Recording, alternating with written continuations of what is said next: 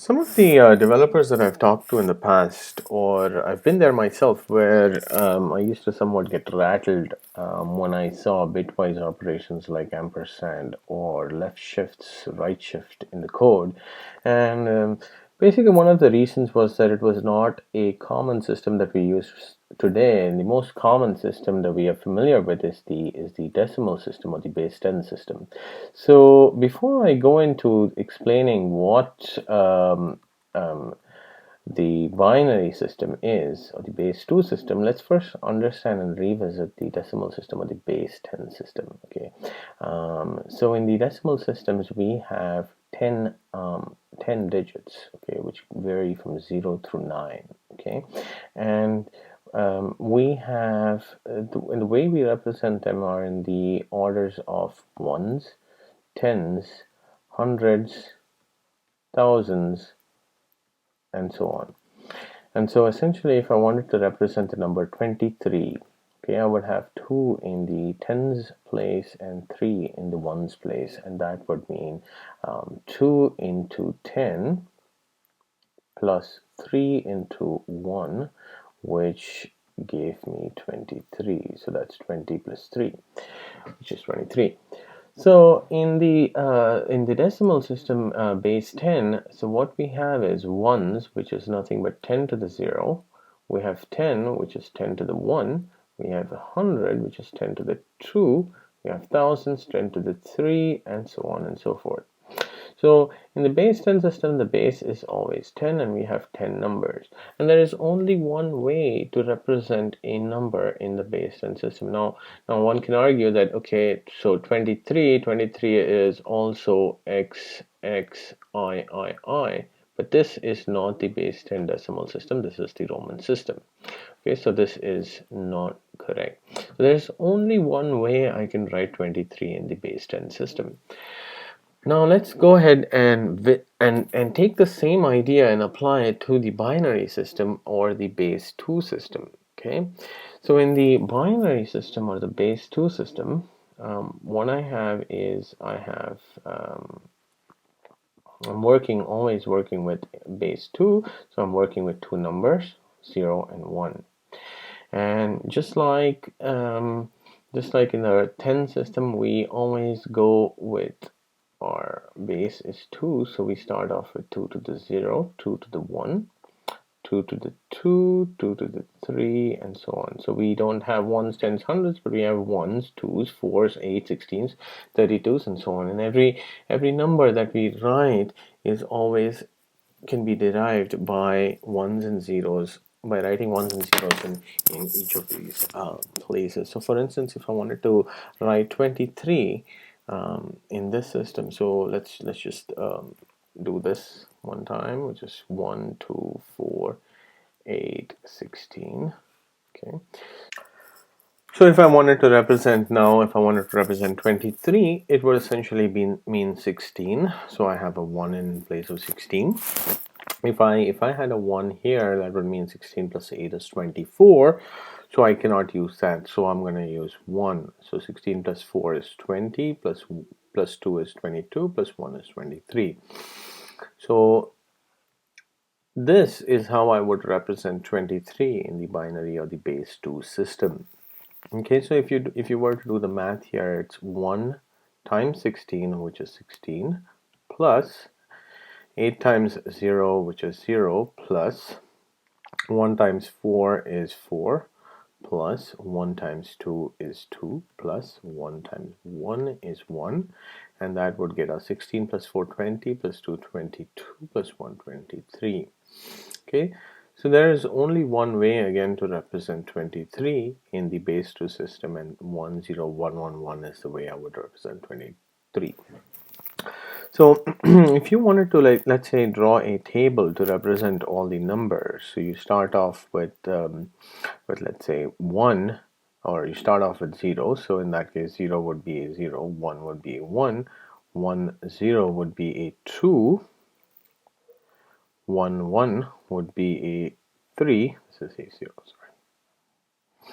sorry. 1 would be a 4, 1 would be a 5, and so on. Similarly, you'll see 1, 0, 0, 0 is an 8, 1, 0, 0, 1 is a 9, and so on. So basically, there's only one way to represent each of these numbers, and there's always a way. So in this case, this was your base 10 system. This is how you would write them. And in your base system or the binary 2 system, this is how you would represent it. Okay. So now let's look at bitwise operators in general, okay, and what bitwise operators are. So just like in math, you have operations like plus, minus, multiply, and divide. This is the multiply, the asterisk, and the divide. And maybe in some cases you have the modulo and so on. But these are the most common operators that are used in the in the base 10 system, the decimal system. In the binary system, what you typically have is the ands, the ors, the nots, the xors, the left shifts, and the right shifts. So for the purposes of this video, I'm going to cover the ampersand, the ors, and the left shift, and I'll also explain what these are about. Okay, so let's start off with the AND operator. So in the AND operator, the thing that you have to note is if I was to AND a 1 and 1, I would end up with a 1. All other combinations, I would end up with a 0. For instance, if I had a 0 and 1, I would end up with a 0. 1 and 0, I would end up with a 0. 0 and 0, I would end up with a 0. Similarly, for OR, we'll do the same kind of a table for ORs, and for the ORs, I would have anything. If there is a 1 or anything is a 1. 1 or 1 is a 1. 1, 0 or 1 is a 1. 0 or 0 is a 0. In the case of an XOR, only when one of them it's mutually exclusive. So if either of them are 1, then I get a 1. So in this case, 1 XOR 1 would be a 0. 0 XOR 0 would be a 0. 0 XOR 1 would be a 1. 1 XOR 0 would be a 1. So it was actually a 0. So binary operators like the left shift and right shift work slightly differently in that I take the binary representation of a number. Let's say I'm working with 1 and this is represented as, let's say, 1, and if I wanted to left shift by 2, what that would mean is I left shift the number by 2 that way.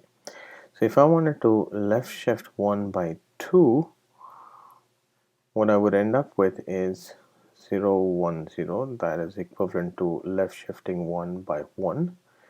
And this is equal to left shifting 1 by 2. Okay, so 1 left shift 2 is equal to 4. So this is essentially a 4. And this is essentially a 2. Similarly, right shift works the exact opposite in that if I wanted to take 4 and right shift 4 by 2, I would end up with a 1 because I take 4, 1, 0, 0, and I right shift that by 2, so I end up with a 0, 0, 1.